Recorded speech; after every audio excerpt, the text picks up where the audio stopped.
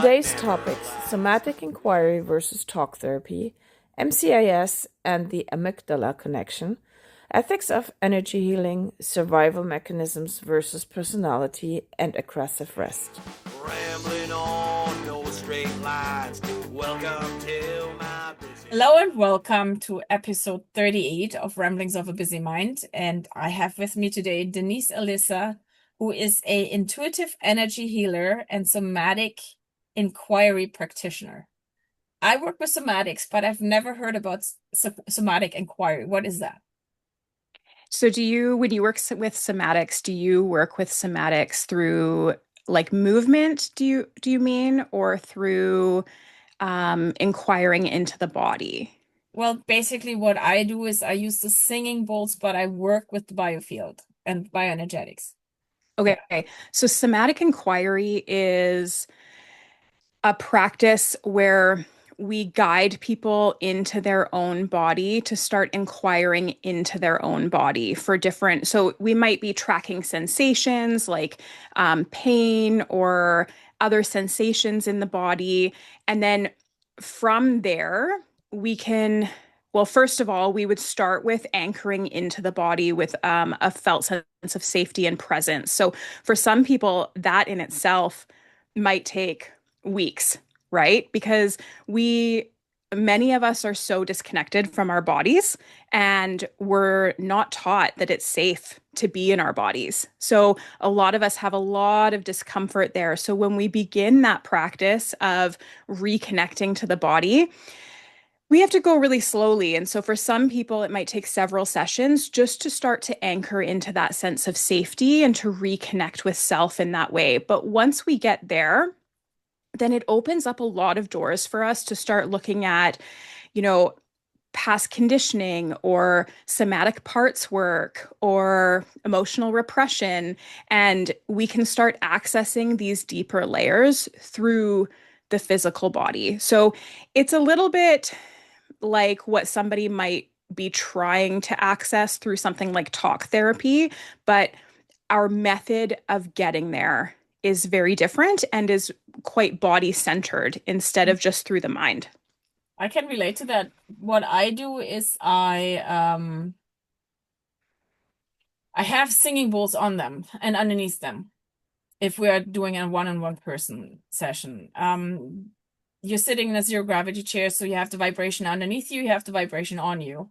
And my work is called sonosomatic because it's sound and vibration at the same time through the singing bowls. And these ones are actually made to be placed on the body. They're not new ones. They're not old ones. They're new manufactured singing bowls since 83, 87 by my teacher. And what I find is giving people the choice of being in the sound and then talk about whatever they want to talk about.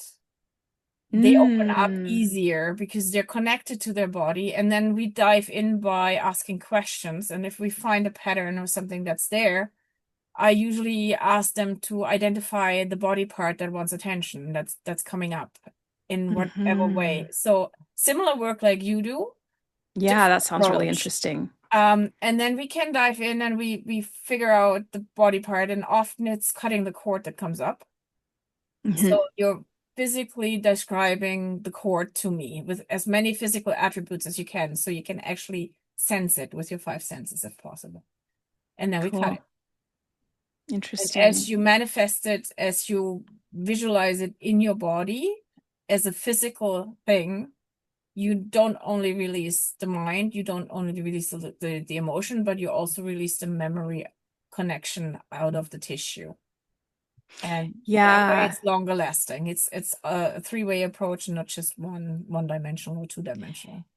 Yeah, I love that. That's similar to a practice that I bring into my intuitive energy healing work quite a bit. We bring in cord cutting to intuitive energy healing a lot. That's a big piece. Yeah, I love that. Thanks for sharing. That's really interesting. Thank you. Now it's mine comes from therapeutic touch and touch for health. So that's my three modalities or disciplines are therapeutic touch, touch for health, and then sound massage or Klangmassage from Germany, which is a way to place the singing bowls on the body in a certain way. to relax the body deeply. And when you combine the energy healing part of sensing and intuition and intentional work, bring that into the sound and the frequency, and then use therapeutic touch, not touch for health, sorry, I get them always mixed up, touch for health with the bioenergetic tools that we have, like emotional stress release or cutting the cord or any other release modalities that we use, zip ups, whatever you want to use. It becomes so much different because all of a sudden it's not just one tool you use, but you combine all three of them, and all three of them bring the best part of them.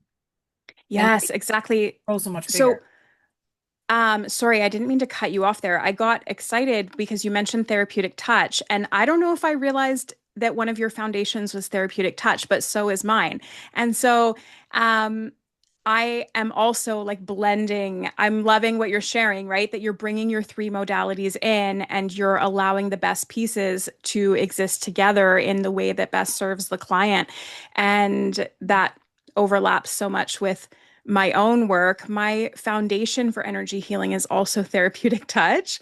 Um, but through taking therapeutic touch and then through taking multiple other trainings, all of these other new gifts started to open up, right? So then my clairvoyance, clairaudience, clairsentience, claircognizance, all of these things started to open and really deepen for me, which opened up all of these different access points for how I could offer my energy healing. So I refer to my work as intuitive energy healing because therapeutic touch has very clear guidelines for what you're allowed to call therapeutic Exactly. Yeah. touch. And so even in like my intake forms, I have a note there that says, if you would like a specifically therapeutic touch based session, let me know, right? And I can accommodate that.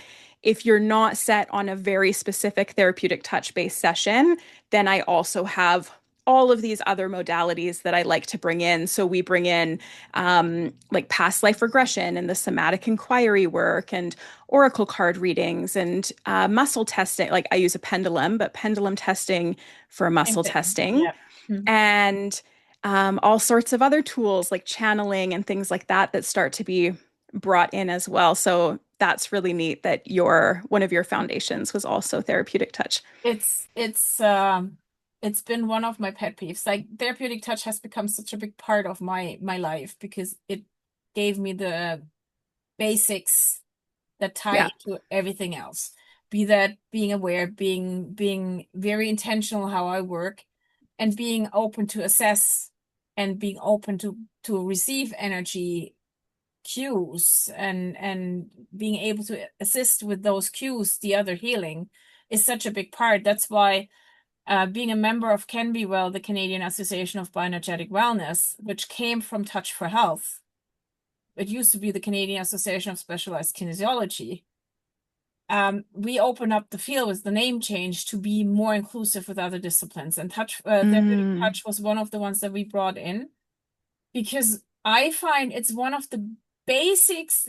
It's one of the basic principles that everybody should know that's a healer or working with I other agree. people.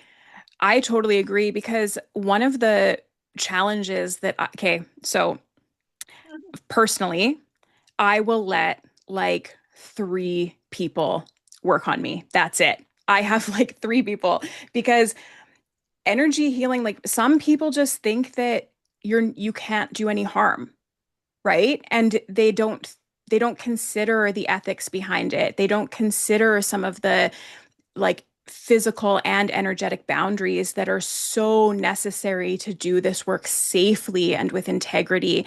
And that's where I find therapeutic touch like nails it, right? They come in and they teach you so clearly what the ethics are, what the energetic boundaries are, what your physical boundaries are, emotional boundaries, right?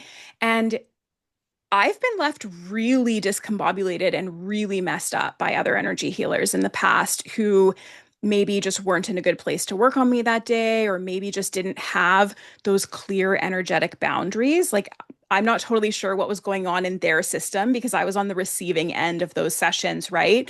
But oh, I've been left messed up for weeks from other people working on me. So now my rules for myself are like, unless I know you really well and I know what your integrity is and what your ethics are and where you fall within this spectrum, or I know your work really well, I'm not going to see you. So I have three people who I let do energy work on me, and two of them are therapeutic touch trained. And one of them is actually my therapeutic touch teacher. And then the third is just, she's a really good friend who I know has the clear boundaries because we talk about it often enough for me to understand where she falls in that. But yeah, I think that there are risks, you know? Well, the thing is, if you're not, uh, when I started learning therapeutic touch, I would overload everybody because I was like, I'm a powerhouse. My energy is so strong.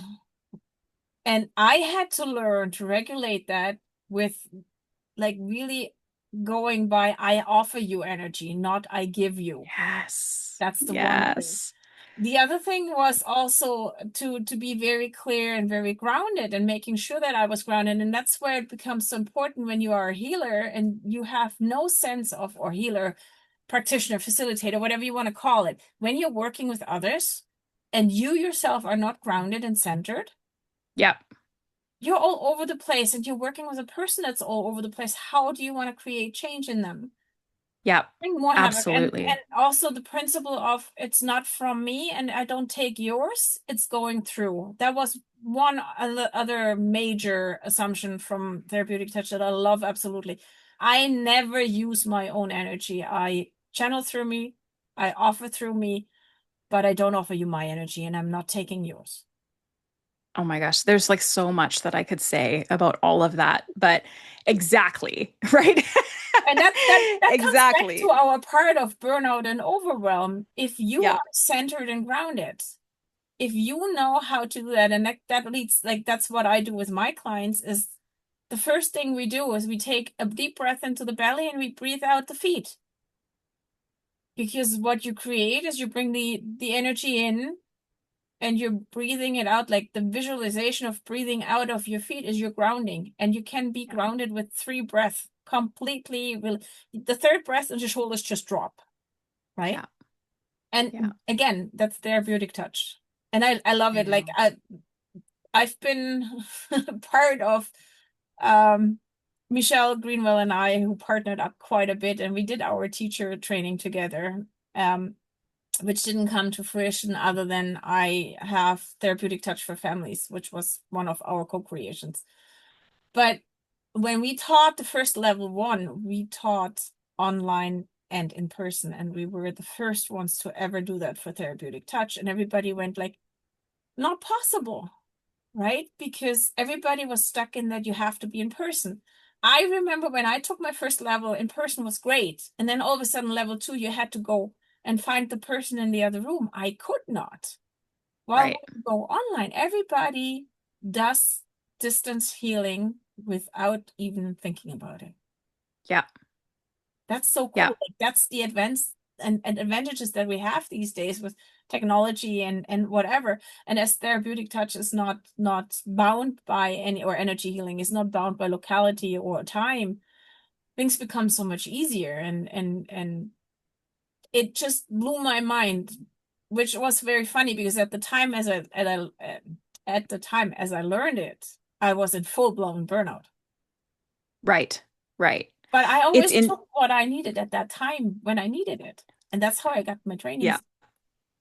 And that's the beauty of it, right? Is that you're always taking what you can or what you need at that time. And I think that that's the same idea for our clients is that we are offering them this energy work and with the intention and the understanding that as long as we are doing it within the integrity and the boundaries that we're supposed to be doing it in, they will receive what it is that they need at this time in the way that they need it and only as much as they can integrate, right?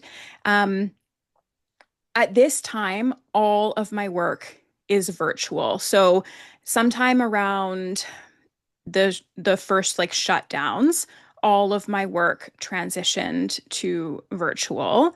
And I started to try to make my way back to in person, like sometime between then and now. But I work with a lot of people who are living with really severe, complex chronic diseases, and many of them are bedbound or homebound. And it just didn't make sense to have them travel out to see me. And the location that I was in was a heritage building and it didn't have an elevator. So it was like up a whole bunch of stairs. And it just didn't make sense to continue that way. And it wasn't really serving my own health either. And my own, like I've experienced multiple severe burnouts in my life. I've had severe periods of being very bedridden, like to the extent of like being unable to eat or speak and relying on a wheelchair.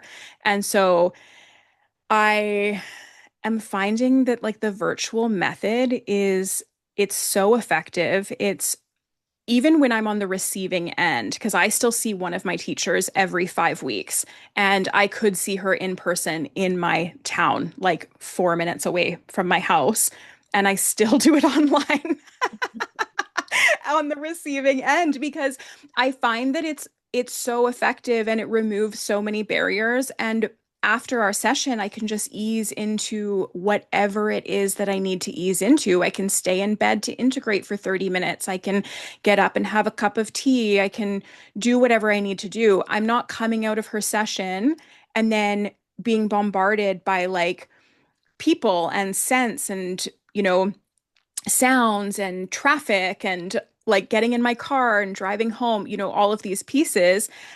It's such a beautiful transition to just log off of Zoom and then continue my integration process, whatever that might be, or reflection into journaling or pulling a few cards, like whatever that might be. One piece, though, that just popped into my head when you were sharing about how wonderful it is that the virtual offerings are so possible and so effective for therapeutic touch is that I think in general for energy healing, because it is possible throughout like all time and space, right? Like it doesn't matter the distance, it doesn't matter if you're here with me. It brings in another layer of safety concerns because again, you need to have that really clear integrity and ethical boundaries where you're not just offering energy work to whoever, whenever, without their consent, in ways that they might not even know about, right? Yeah, So it's no, that's a no-go. Like anybody who works with anybody has to follow ethics. That's common because part of that is not only to keep the other one safe, it's to keep yourself safe.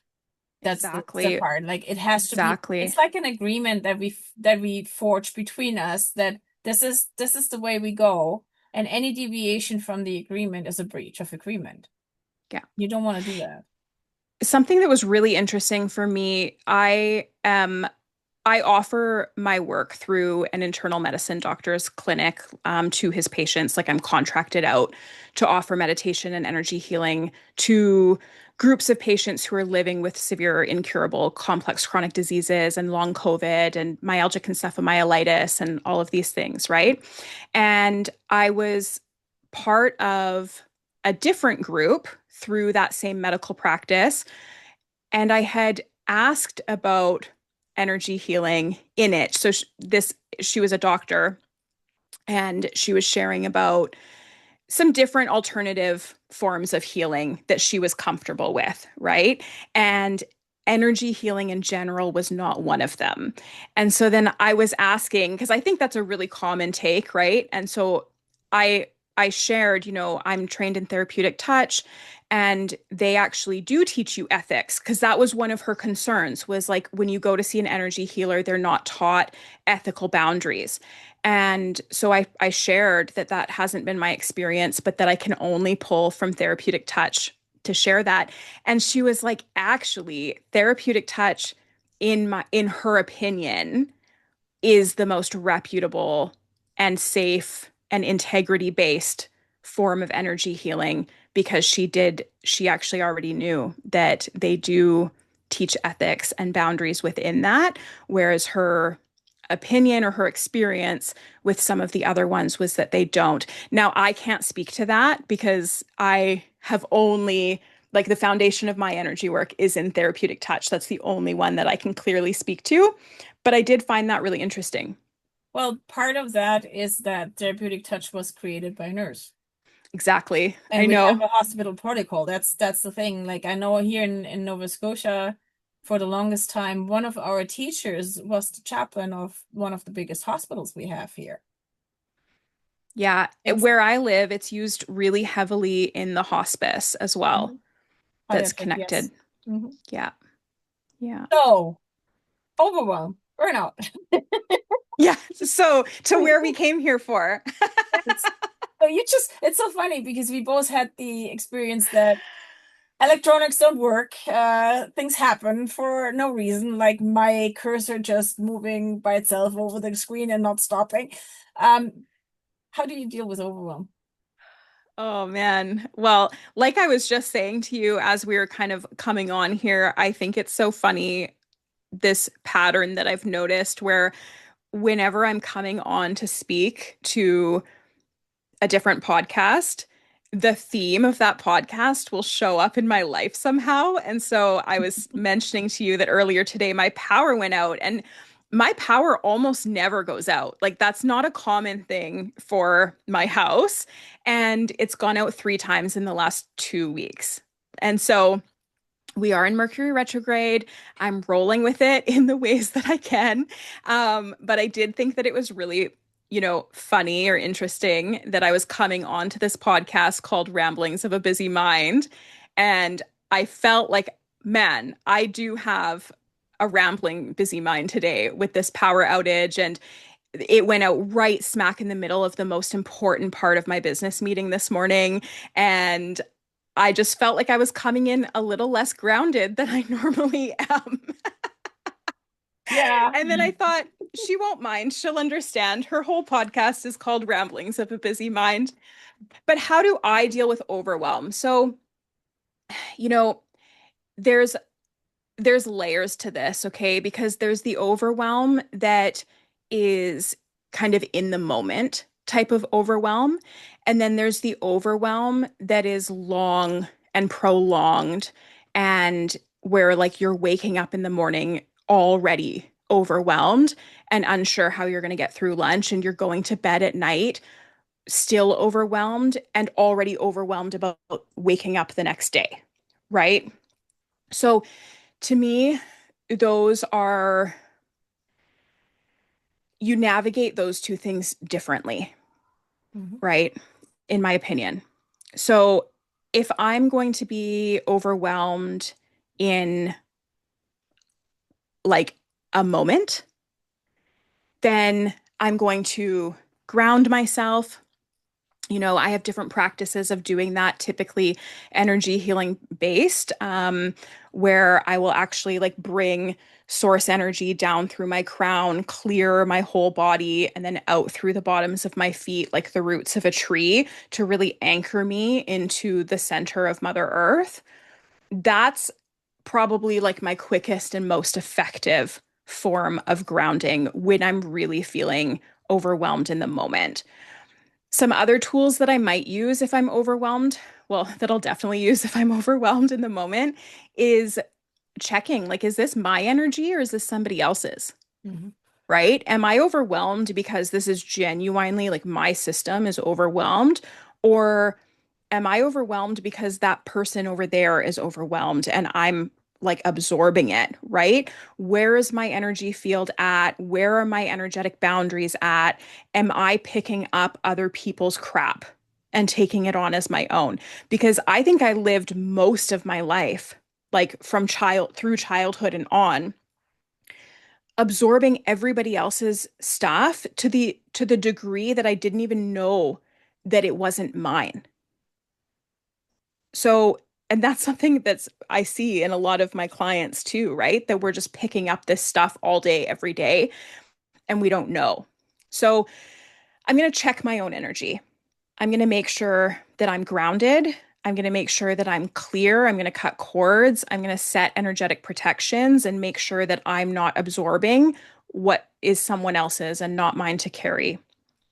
And then from there, if it is mine and I'm still overwhelmed, there's a couple of other steps I'm going to take. I'll tune in. Am I overwhelmed or am I having a mast cell activation reaction?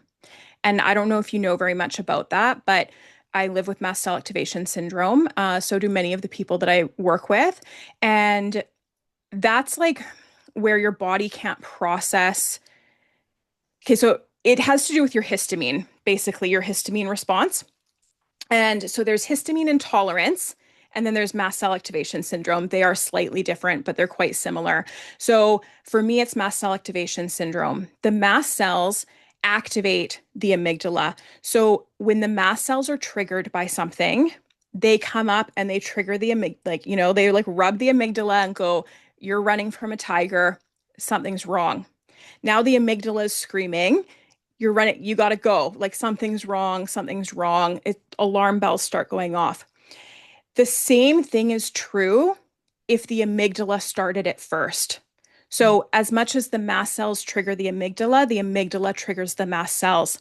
So now you can be caught in this loop that can just keep going and going if you don't kind of come in and put a stop to it. So I'm going to evaluate that. Am I having a mast cell reaction, or am I just overwhelmed?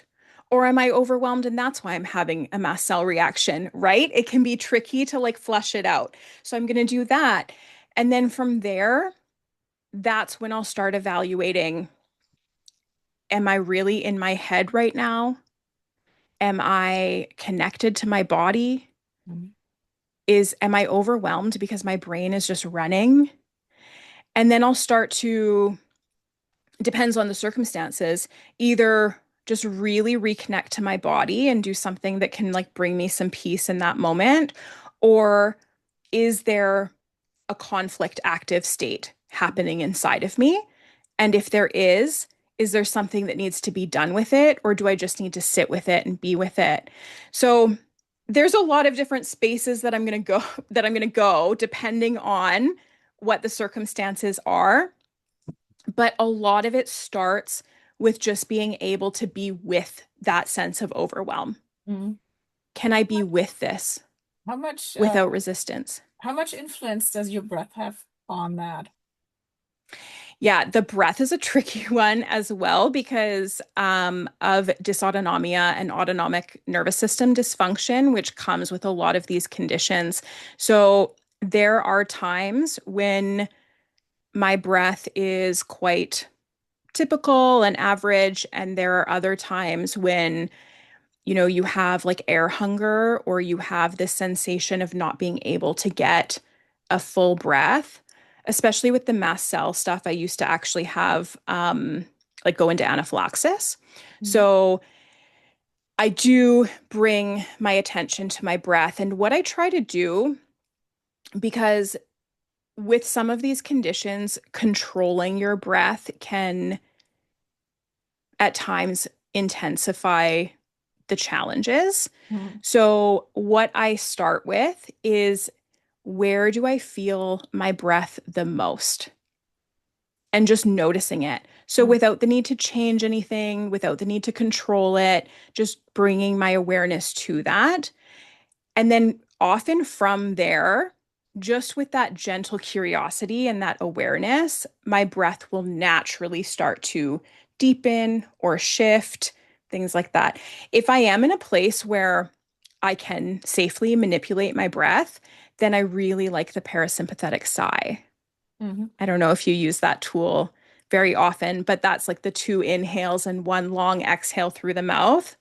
And I find that a few parasympathetic sighs and I'm like yawning and I'm relaxed, everything has shifted.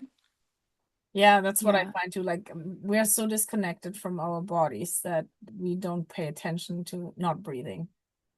But if you are in that situation that too much controlling your breath will put you in the fight or flight even more, then yeah, you don't want to do that. right? Yeah, it's just one of those things where I think you just need to bring in awareness and balance, because I think that there are forms of breath work that are really powerful and really effective. And actually, I used to do Kundalini yoga quite regularly, and breath work is a big piece of Kundalini yoga and meditation. But since learning more about the autonomic nervous system dysfunction and these different conditions, and since living through it myself, I am a lot more careful now about how I suggest anything to do with the breath to my guests, right? So everything is really an invitation at this stage. I'm just laughing because I just remembered one of the people I follow on social media said, if you are stressed, why do you go into an ice bath? Yeah, okay. I have a lot to say about this. That the point being is you put more stress into a stressed system. Okay. Same thing with the breath. And I just thought about I can breathe, I can regulate my breath, sorry. But I have a challenge when I have to breathe in too long. I can breathe out way longer than I can breathe in. And I tried box breathing, but I couldn't breathe out long enough. That put me Yeah. in stress, Interesting. right? So Interesting. it's getting to know your body and getting to know, having Exactly. the awareness, this is serving me and this is not serving me. But how many people follow those trends that are supposedly healthy for you, that supposedly help Yeah. you deal with stress and burnout, and actually they create even more stress and burnout? Absolutely. And because people are coming to the people who are promoting these things, expecting them to have information that often they don't have, right? So like somebody could say, oh, this ice bath, this breath work, this Kundalini meditation, this anything is really good for you, like no matter what, right? Because that's what they've been taught and that's what they believe.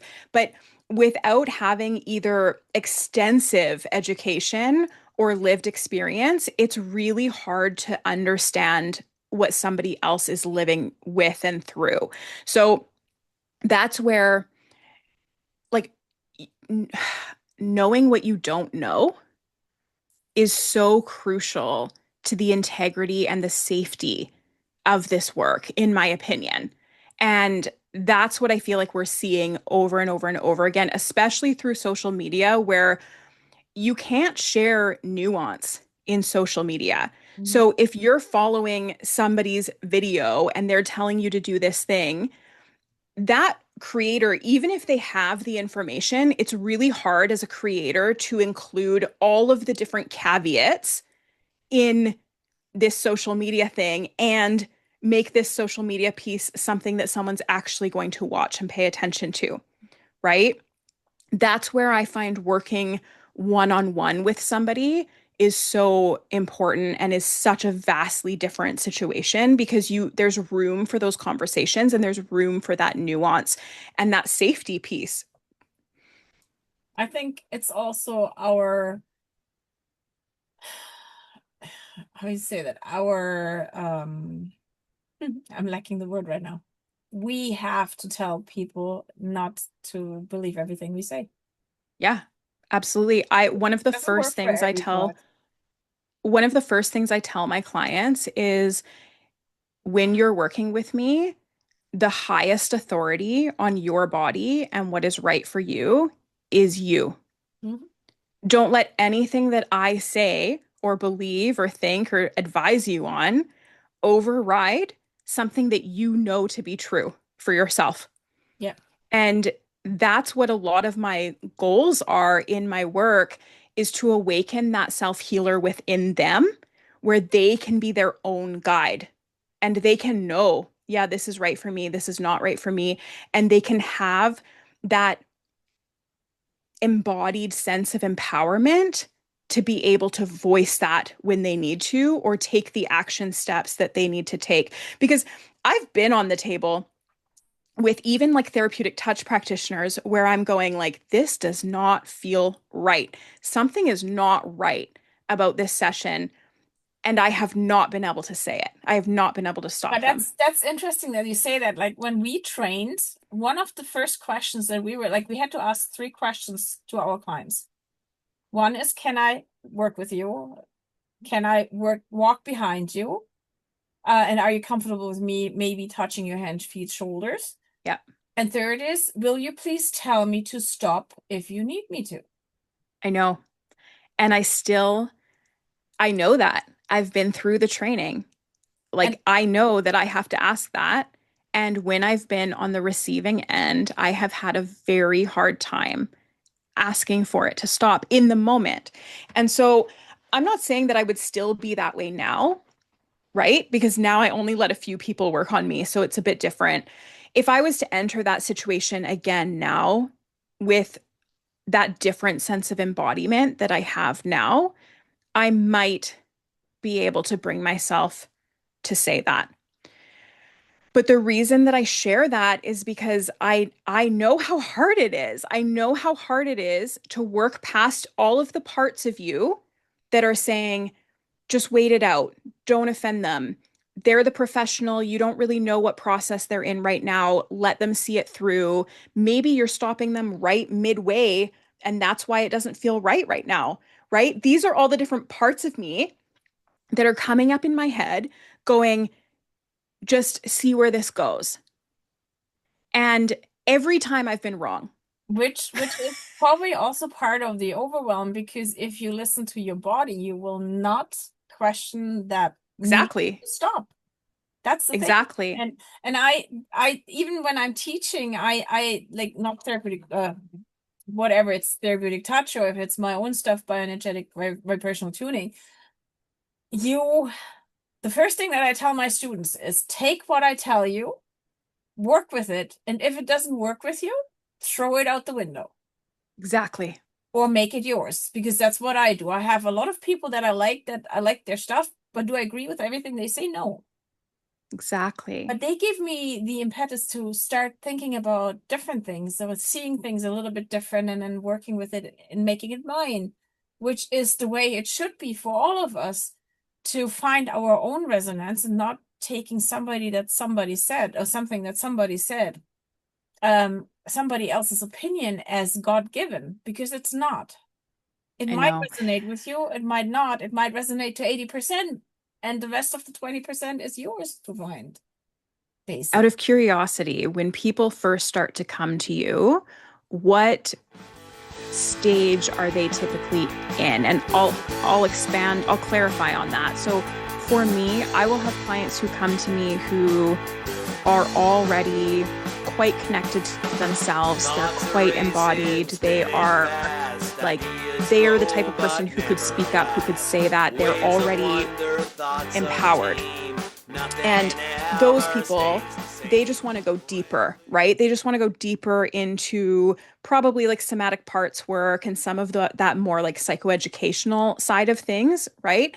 I have other people who come to me and they're brand new to stepping outside of societal expectations, to stepping outside of who they were raised to be, like the good girl mentality, the whatever it is that they were supposed to be or needed to be in order to be safe and to be loved and to be accepted and to live as a child, because that's how you develop, right?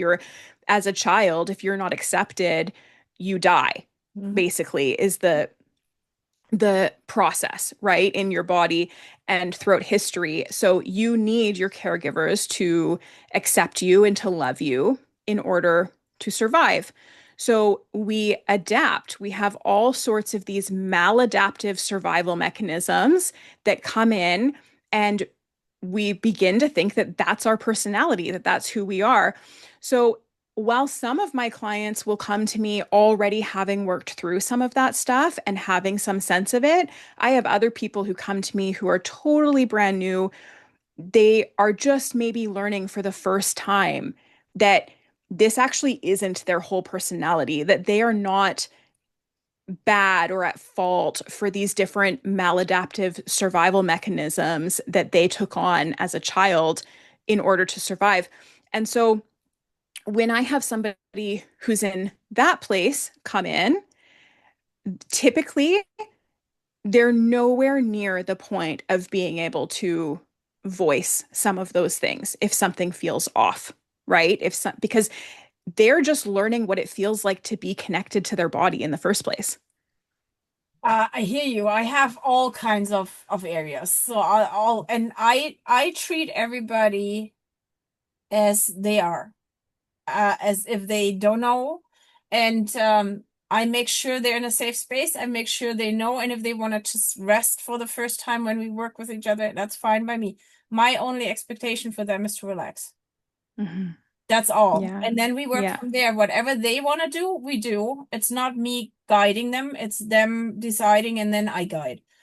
But I make very clear that I'm very clear in my own intention that I pay attention to them. And that means twitches, that means facial Yeah. expressions, Yeah. that means face color, all of that. So if I see something where I'm going, oh, my intuition says, I'm not sure if that's working for them, I ask. I Yeah. That's interrupt how and I do ask it too. because Yeah. that's the ethics part again, right? Yeah. Of Absolutely. keeping track.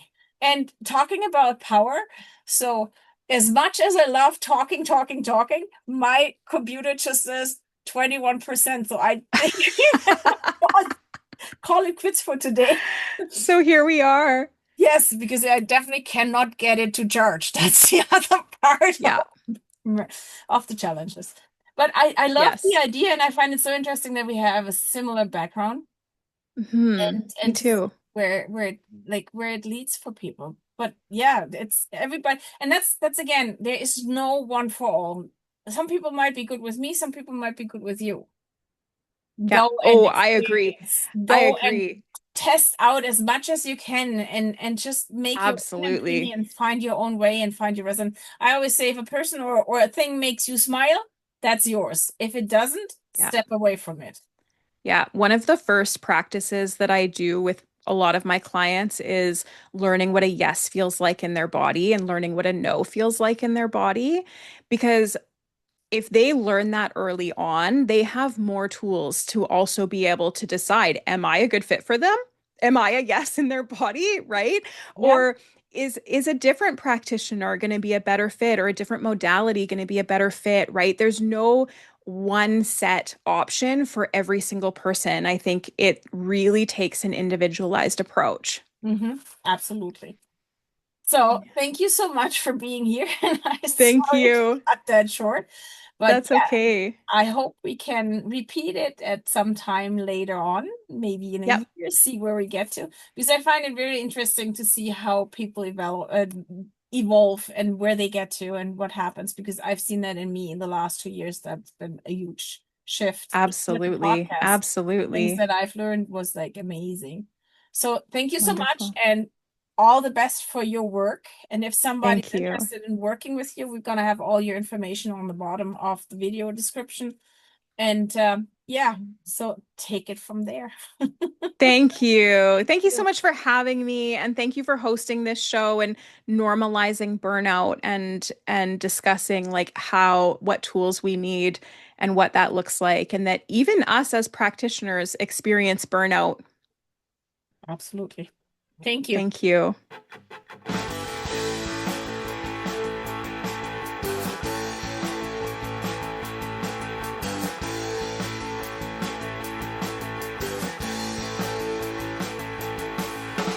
Thoughts are racing, spinning fast. Ideas flow, but never last.